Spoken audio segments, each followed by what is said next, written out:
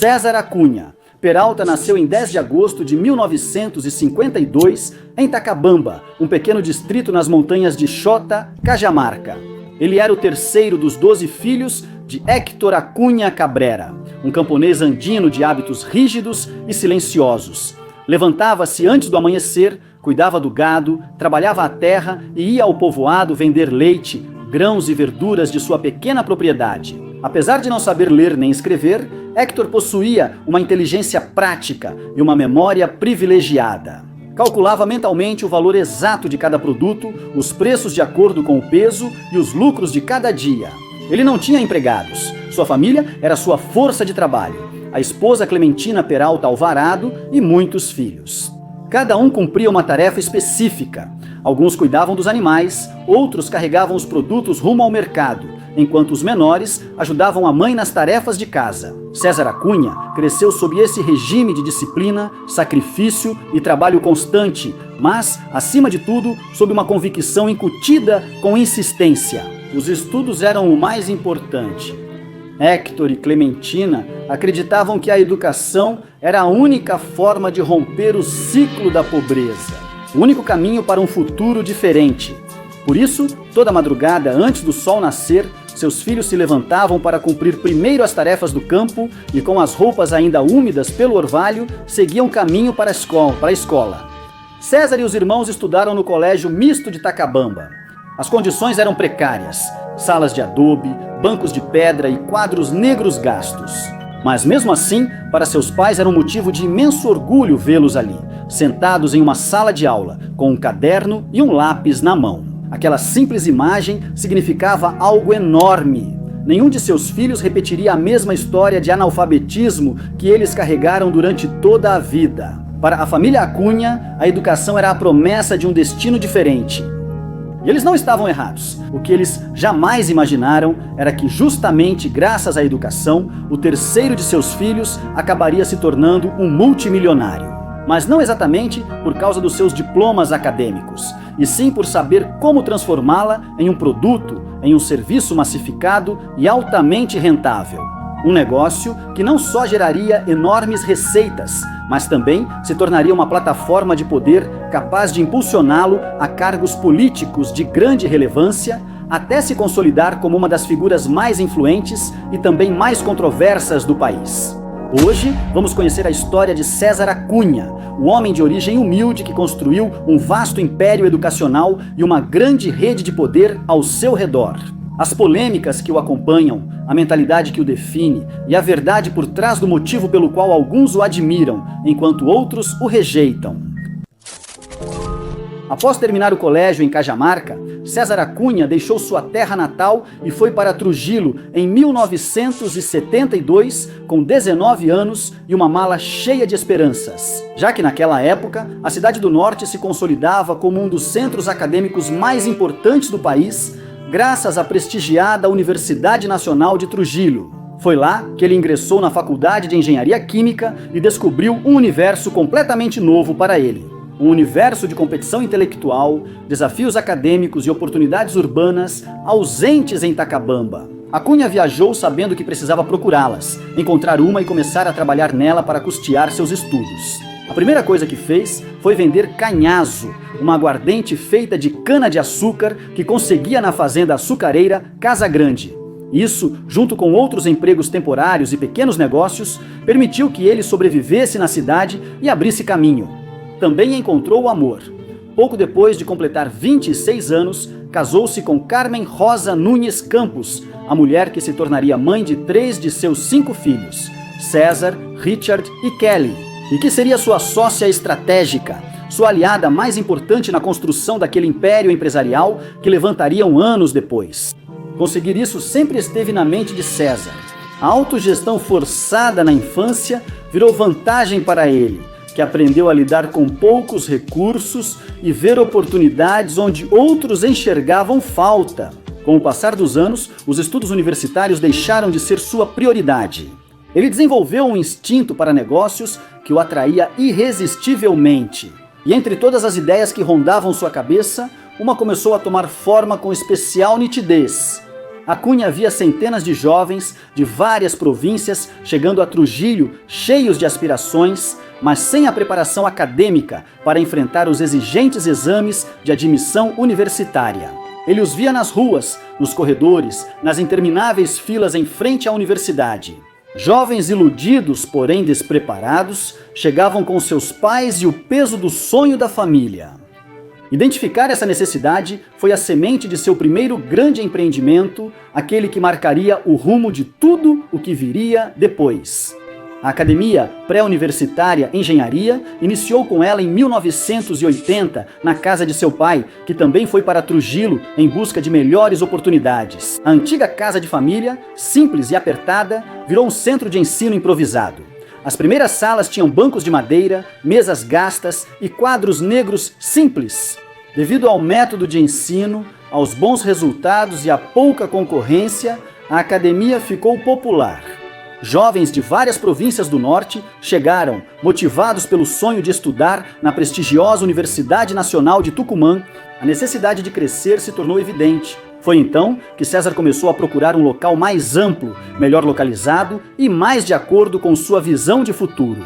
Foi assim que ele conheceu José Lynch Gameiro, proprietário de uma antiga casa colonial, com corredores amplos, tetos altos e um pátio central que parecia feito para se tornar um campus.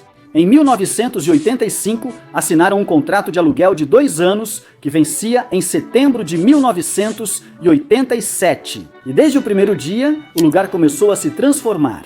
O pátio principal virou área de recreação, os antigos dormitórios viraram salas de aula e as paredes agora têm cartazes com fórmulas, horários, convocações e frases motivacionais. Esse era um modelo de negócio que existia em Lima há muitos anos, mas lá já começava a decair, pois as universidades haviam criado seus próprios centros pré-universitários, captando a maior parte dos candidatos. No entanto, em Trujillo e em outras cidades do interior, ainda existia uma enorme demanda não atendida. Milhares de famílias de classe média e baixa aspiravam que seus filhos se tornassem profissionais. César Cunha soube identificar rapidamente esse desejo profundo. Afinal de contas, era o mesmo sonho que havia movido seus próprios pais, que seus filhos tivessem uma carreira. No entanto, ironicamente, era uma meta que ele mesmo havia deixado estagnada. Já tinham se passado mais de 13 anos desde que entrou na universidade e ainda não havia conseguido concluir seus estudos. E foi justamente ali, nesse vazio, que começaria a primeira de muitas acusações polêmicas, a mais antiga de todas. Tudo começou no fim dos anos 80, quando o decano da Faculdade de Engenharia Química, Masahiro Iwanaga, denunciou várias irregularidades na passagem de Cunha pela universidade.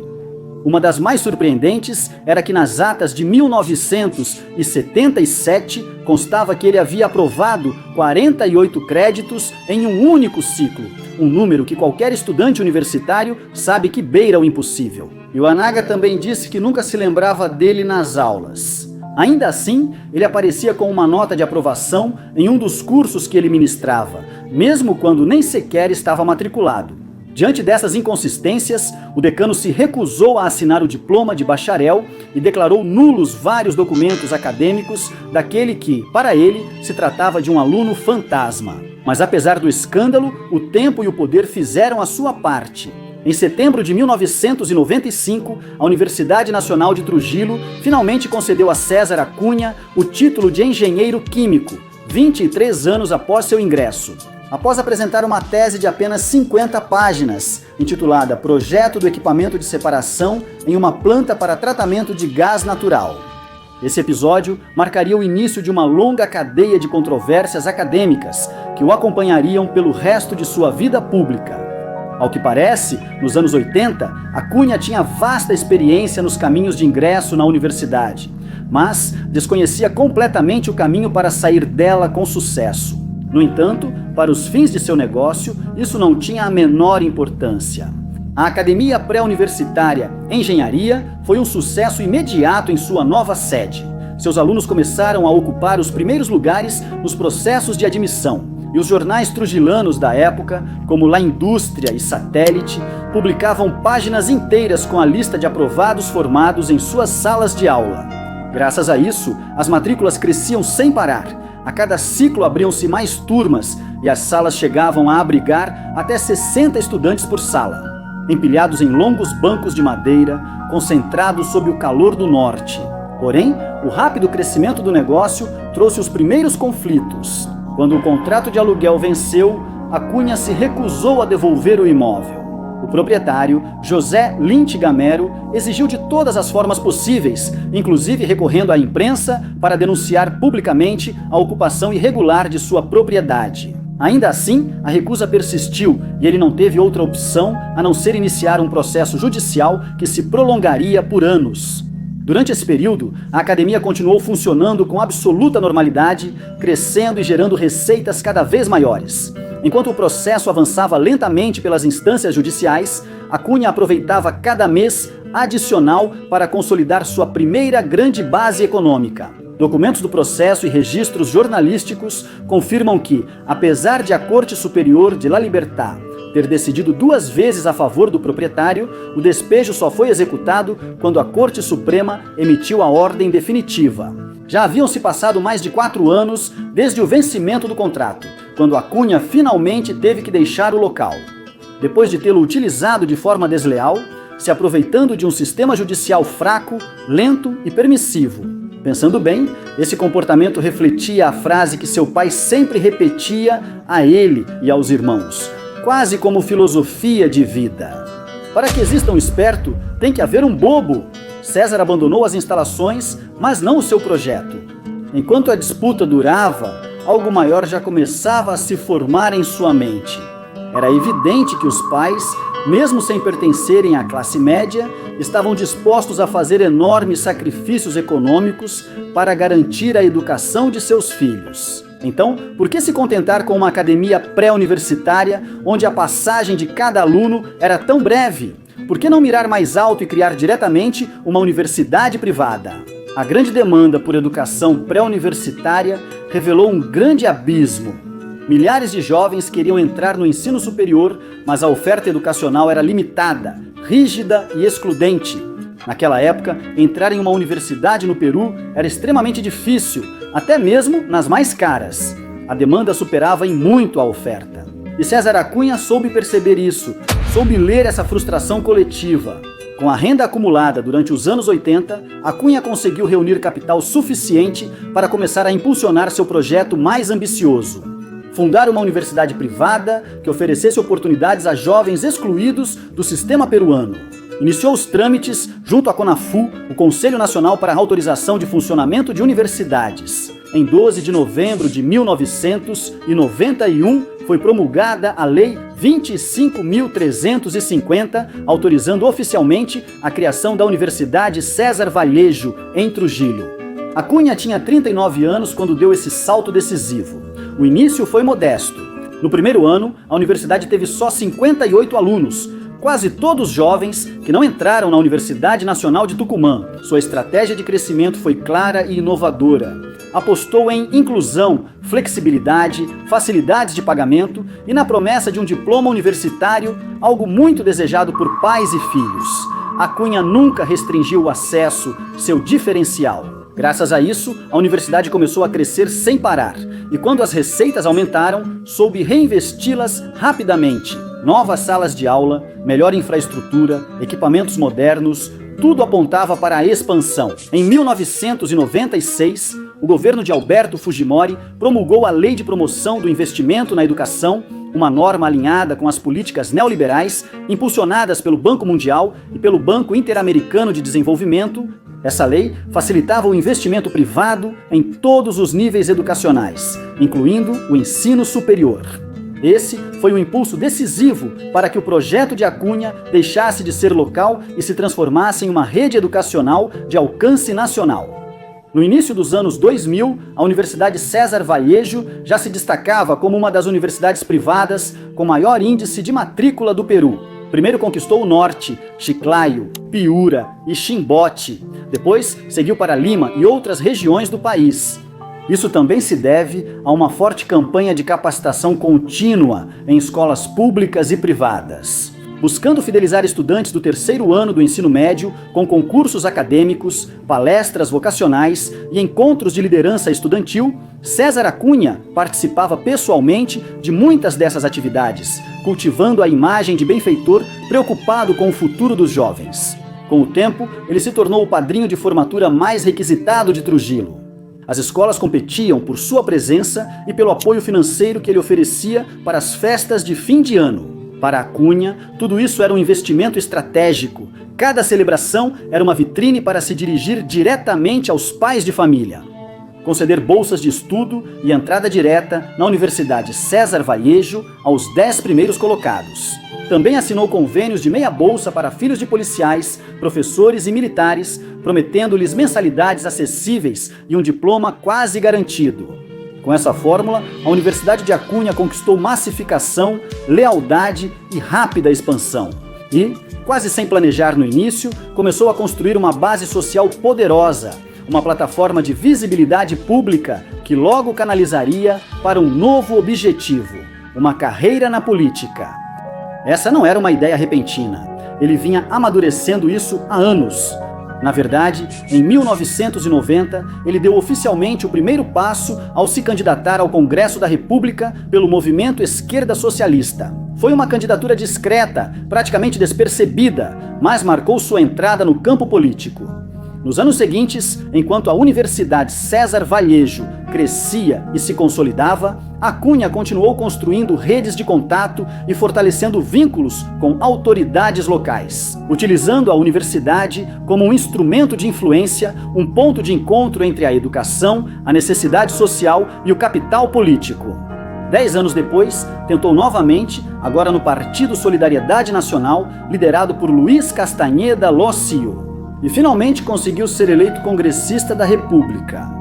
Nas conturbadas eleições do ano 2000, aquelas marcadas pela polêmica reeleição de Alberto Fujimori. Sua passagem pelo parlamento, no entanto, seria tão breve quanto o próprio regime.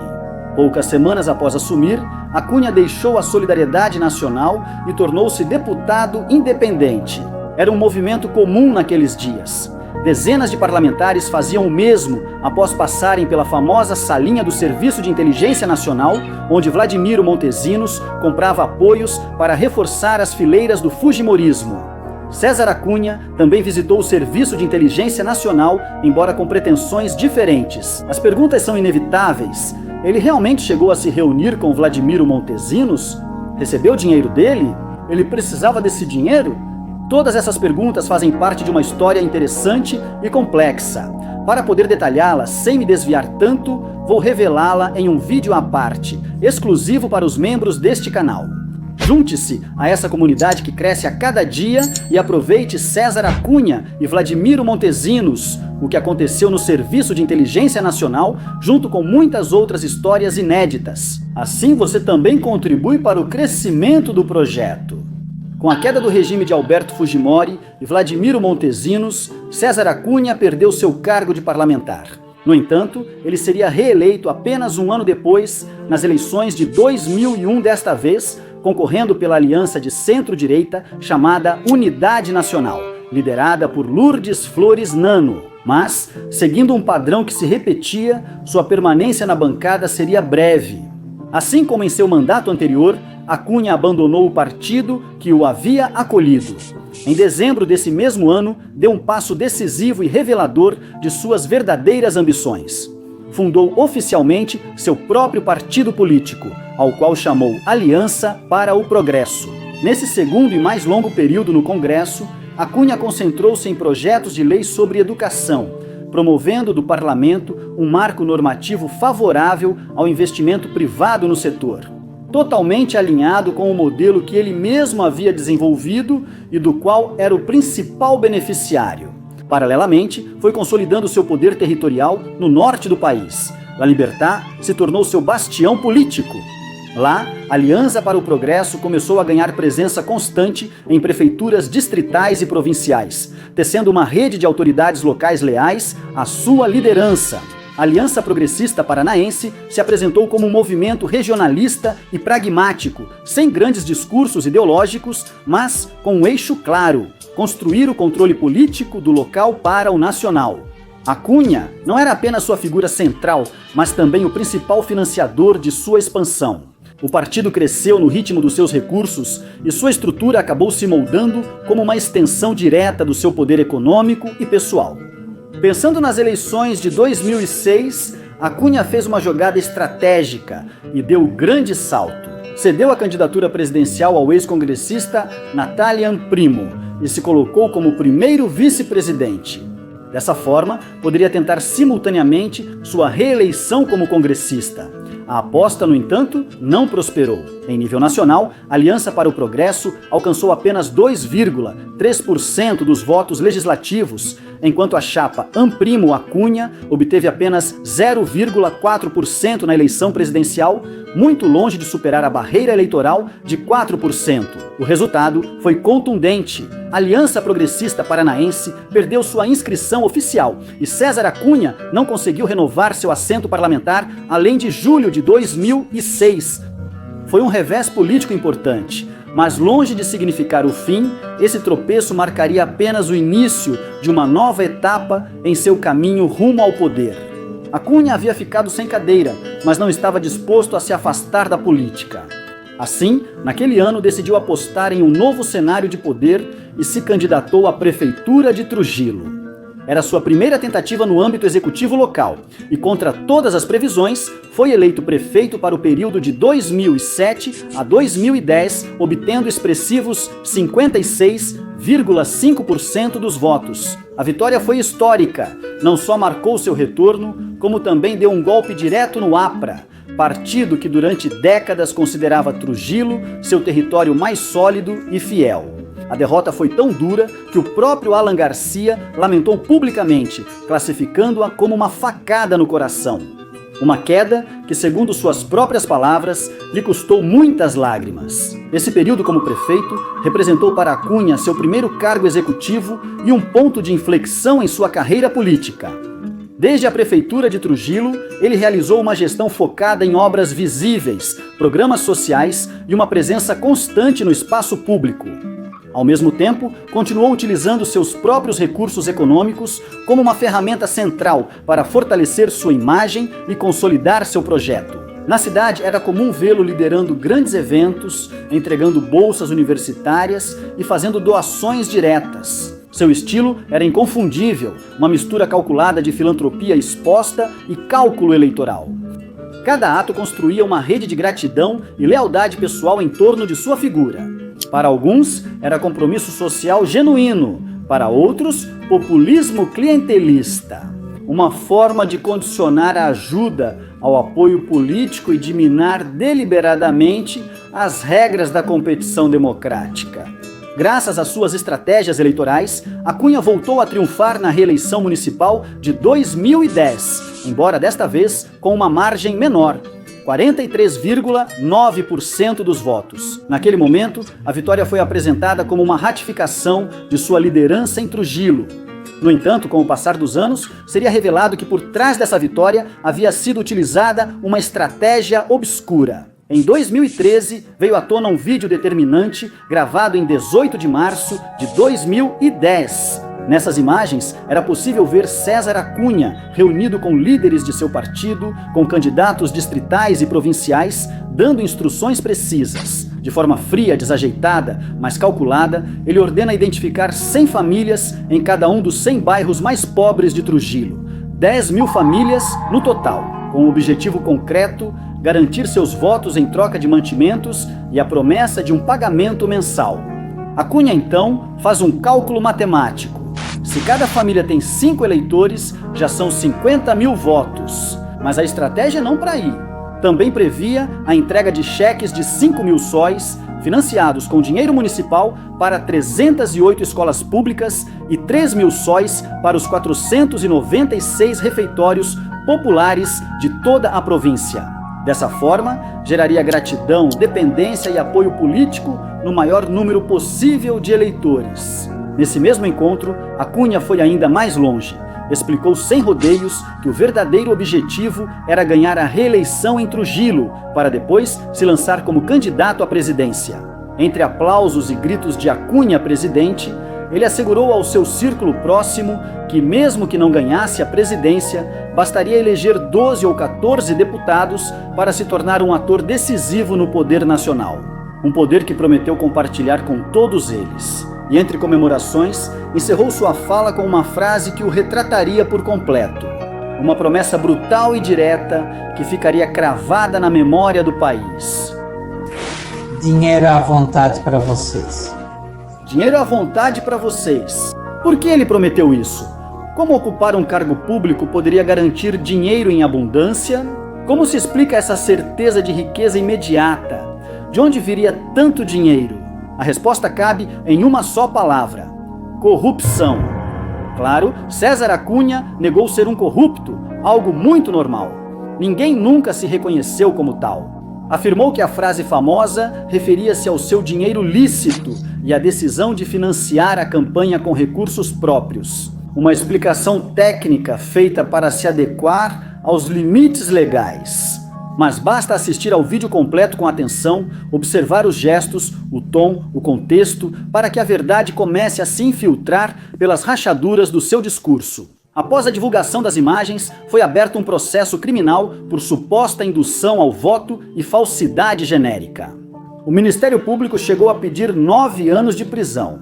No entanto, apesar da contundência do material audiovisual, o caso terminou em absolvição definitiva e foi arquivado. Legalmente, o episódio terminou, mas para a memória coletiva, ele foi julgado de forma mais severa e duradoura. Desde então, ninguém mais duvidava do que era feito César Acunha, da mentalidade que habitava naquele homem que veio de baixo e subiu com esforço, intuição e visão, mas também com atalhos, com estratégias sempre distantes da ética.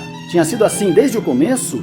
Acunha vinha operando sob uma mentalidade profundamente enraizada em amplos setores do país, sob a crença de que o mais inteligente é o mais esperto, o mais malandro, o mais crioulo, aquele que sabe se antecipar, tirar vantagem de uma oportunidade, mesmo que para isso precise passar por cima dos outros, das regras ou da justiça.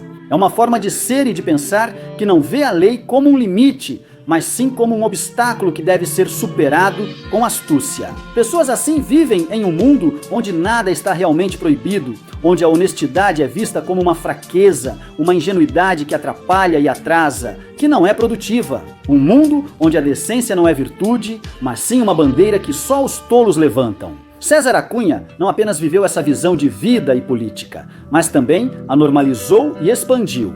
Como diria seu próprio irmão, Virgílio Acunha, César instaurou na minha família a cultura do mais esperto e, infelizmente, conseguiu expandi-la muito além, até transformá-la em método e, finalmente, em poder. Graças a isso, em 2010, conseguiu a reeleição municipal que tanto havia buscado, consolidando em Trujillo um governo ininterrupto entre 2007 e 2014.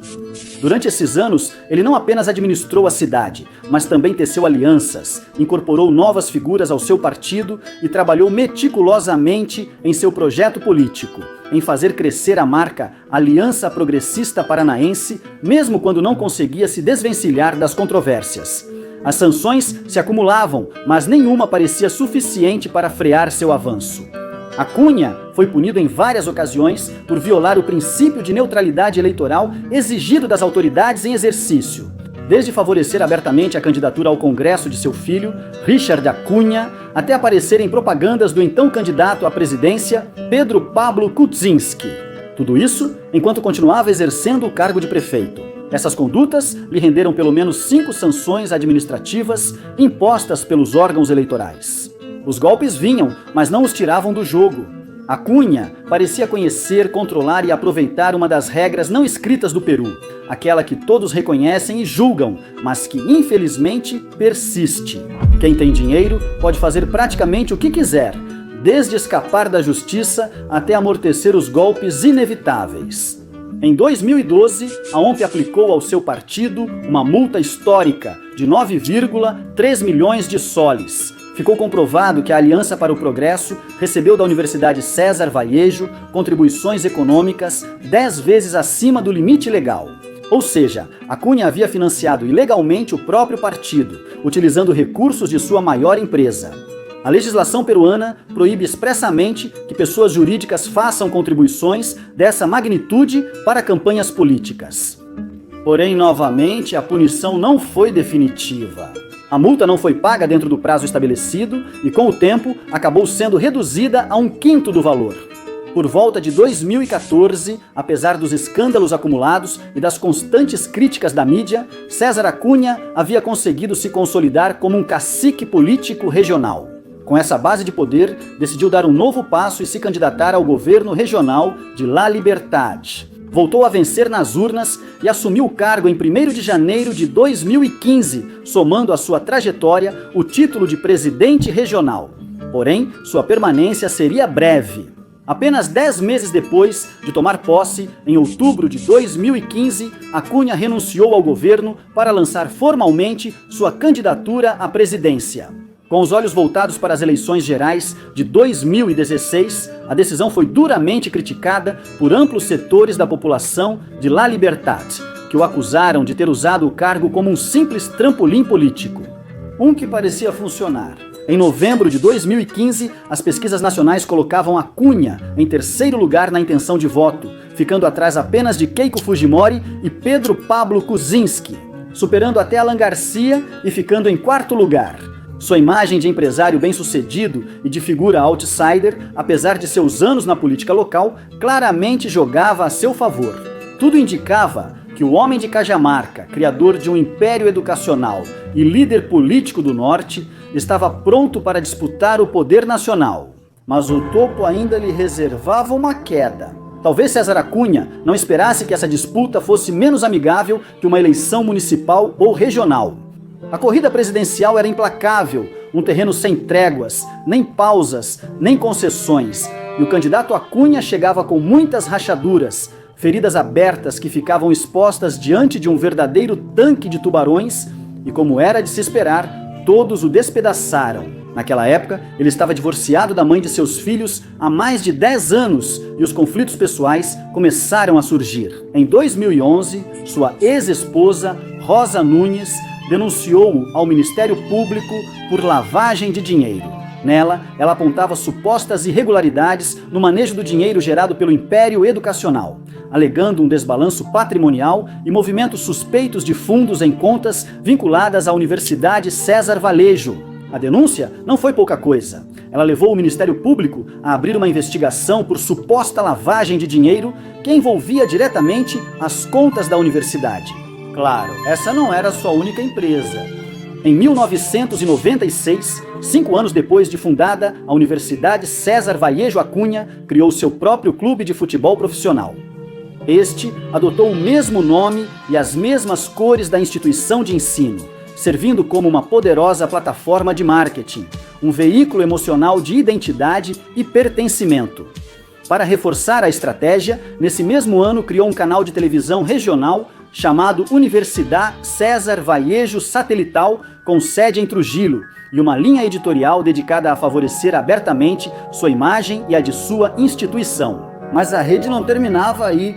Em 2001, fundou a Universidade Senhor de Cipán, na cidade de Chiclayo, instituição que posteriormente seria transferida para sua ex-esposa como parte do acordo de separação. Em 2004, ampliou ainda mais sua incursão no mundo educacional e fundou em Piura o Harvard College, uma escola particular de orientação pré-universitária vinculada diretamente à Universidade César Vallejo. O nome chamativo e estrategicamente escolhido logo lhe trouxe problemas. O Indecop sancionou a instituição com 15 unidade impositiva tributária por infração à propriedade intelectual, ao considerar que a denominação constituía um plágio de marca. Como consequência, a escola foi obrigada a mudar de nome e passou a se chamar Universidade César Vallejo College. Nesse mesmo ano, fundou em Trujillo a escola Academia Engenharia, ressuscitando o nome da academia com a qual havia iniciado seu caminho empresarial décadas atrás. O projeto combinava a metodologia intensiva de preparação pré-universitária com o ensino secundário, fechando assim o ciclo completo de seu modelo educacional. Colégio, academia e universidade, todos articulados sob uma mesma lógica de captação precoce. 3 anos depois, em 2007, deu um novo salto e fundou a Universidade Autônoma do Peru, no distrito de Vila El Salvador, concebida para oferecer ensino superior a baixo custo. Nessa época, seus tentáculos já alcançavam todo o sistema educacional, de colégios a universidades, em Lima e outras regiões do país. Mas a educação não foi seu único campo de expansão. Acuña também investiu em imóveis e em empresas de construção que logo se envolveriam em grandes polêmicas. Essas polêmicas ganharam mais força após sua candidatura à presidência. Algumas dessas empresas foram acusadas de terem sido favorecidas em licitações de obras públicas, supostamente aproveitando sua influência política. O ex-vereador de Lima, Carlos Calderón, denunciou que César e seu filho, Richard Acuña, teriam articulado uma rede empresarial destinada a se beneficiar de milionárias licitações municipais. Empresas como Alpamo Saque, assim como os consórcios Ceoane e Jerusalém, vinculados a colaboradores próximos ou familiares, teriam sido usados como fachadas para ganhar obras públicas em Trujillo por meio de um suposto tráfico de influência.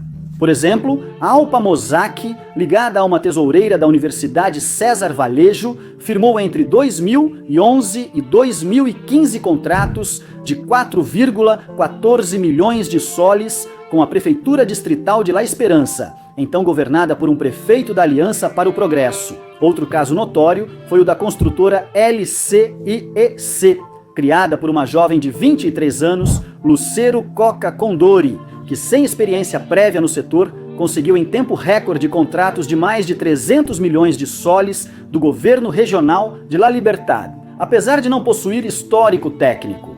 Também começaram a surgir irregularidades no uso de fundos públicos. Uma das maiores polêmicas foi a venda rápida de terrenos municipais a preços muito baixos em 2011, quando Acuña era prefeito de Trujillo.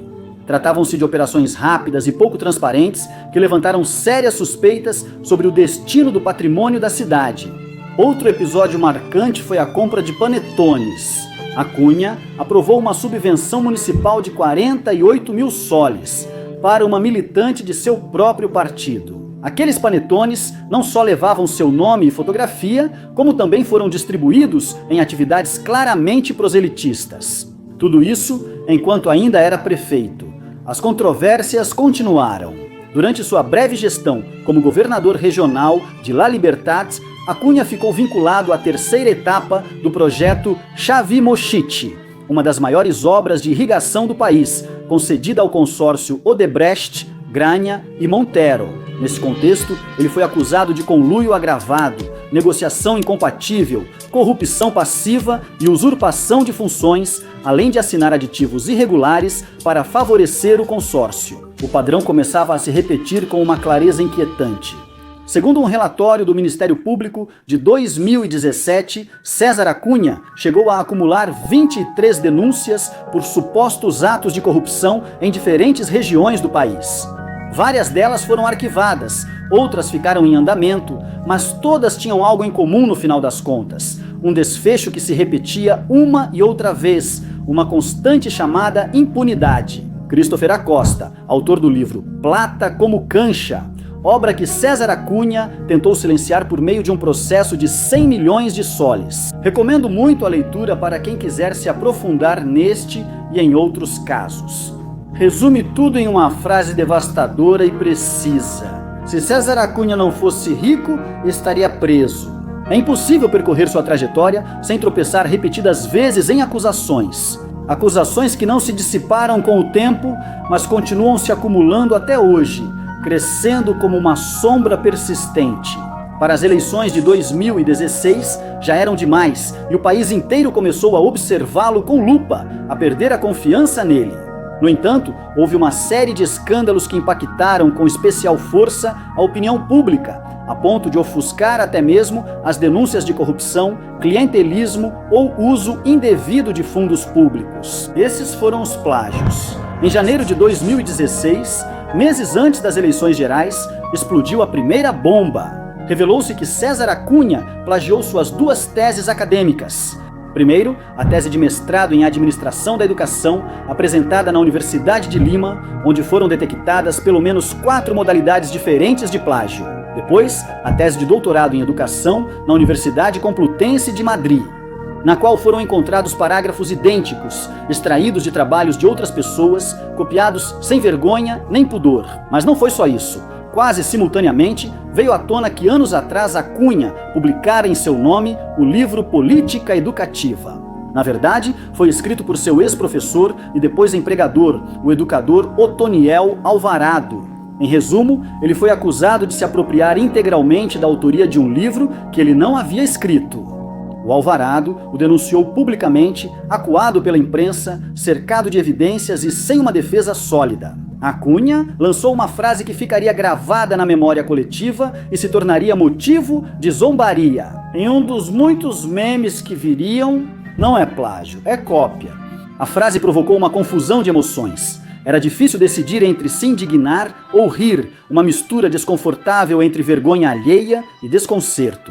E aquela sensação não seria passageira, pelo contrário, se repetiria uma e outra vez até virar costume. A Cunha acabaria demonstrando para o país inteiro que seu talento para acumular riqueza e poder não vinha acompanhado de uma formação intelectual de verdade. Não era só falta de eloquência, mas algo mais profundo. A Cunha mostrava ser um homem incapaz de construir uma frase longa, sem tropeçar em erros elementares, incapaz de organizar ideias minimamente complexas e expressá-las. Ele carecia de noções básicas, intrínsecas, quase instintivas para qualquer um que realmente tenha passado por salas de aula universitárias. Sintaxe, semântica, coerência. Cada intervenção pública deixava à mostra uma contradição impossível de esconder. O homem que havia fundado universidades e distribuído diplomas, que se gabava de possuir mestrados e doutorados, não dominava nem mesmo as ferramentas mais básicas da linguagem. Algo profundamente impróprio para quem pretende se apresentar como referência educacional, como arquiteto do futuro intelectual de milhares de jovens. O escândalo teve consequências imediatas. Chegou até a provocar a renúncia de Francisco Miró Quezada Rada, então reitor da Universidade César Vallejo, que se afastou em sinal de protesto diante dos plágios indefensáveis atribuídos ao seu chefe. Isso prejudicava tanto sua imagem quanto a da instituição. Mas enquanto a Cunha tentava conter o dano causado, uma nova controvérsia muito mais letal começou a surgir para desta vez afundar definitivamente sua candidatura presidencial. Em fevereiro de 2016, vieram à tona vídeos que o mostravam oferecendo dinheiro em espécie a potenciais eleitores durante atividades de campanha, uma prática expressamente proibida pela legislação eleitoral. As imagens eram explícitas e irrefutáveis. Nelas, via-se César Cunha entregando quantias de 5.000 e até 10.000 sóis a grupos de comerciantes e vizinhos durante comícios públicos. Em um mercado de Chosica, ofereceu 10.000 sóis para que 200 famílias pudessem continuar trabalhando e, em Piúra, entregou 5.000 sóis a um jovem em cadeira de rodas. Não eram casos isolados. Era um método, o mesmo que já havia utilizado em 2010 para garantir sua reeleição como prefeito de Trujillo. As provas foram contundentes. Após a verificação dos fatos, a OMP e o Júri Nacional de Eleições decidiram excluí-lo da disputa eleitoral. Sua equipe jurídica recorreu, mas a decisão foi definitiva. Pela primeira vez, o dinheiro não bastou. A Cunha se deparou com um poder maior do que o dele, com interesses acima de sua imagem e fortuna. No entanto, a história não acabou ali. Apesar de ter sido excluído da eleição presidencial, seu partido participou das eleições legislativas do mesmo processo. A Aliança para o Progresso obteve representação nacional pela primeira vez, conquistando 9 cadeiras no Congresso da República.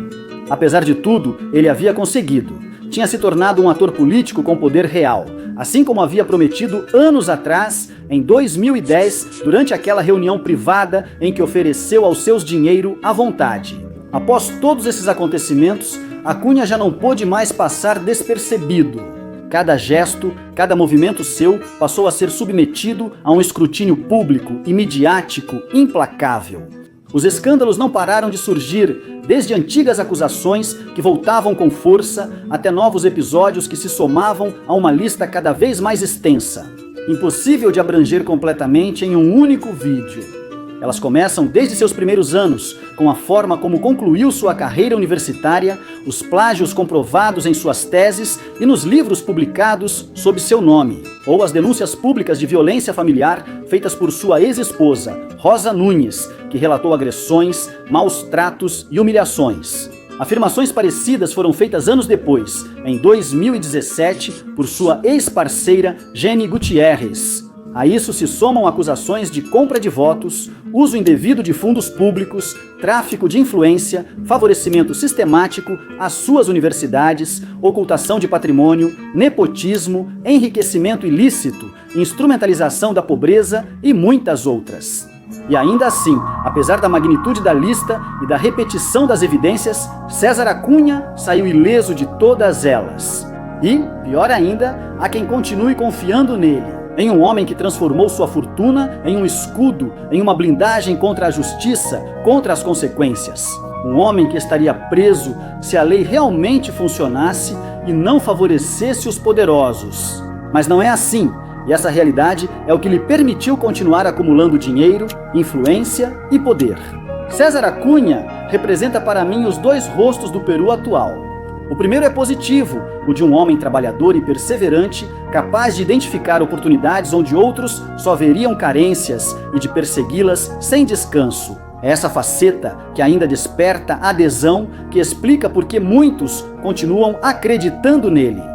O segundo rosto, no entanto, mostra um lado lamentável, o de um homem que mistura astúcia com desonestidade, o esperto, o malandro, aquele que não sente culpa ao burlar a lei, nem escrúpulos ao trapacear se o objetivo justificar.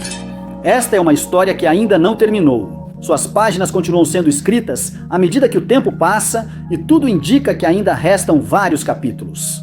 Talvez uma segunda parte venha mais adiante. Comente quais outros personagens você gostaria que tivessem uma história aqui no canal. Nos vemos na próxima. Tchau!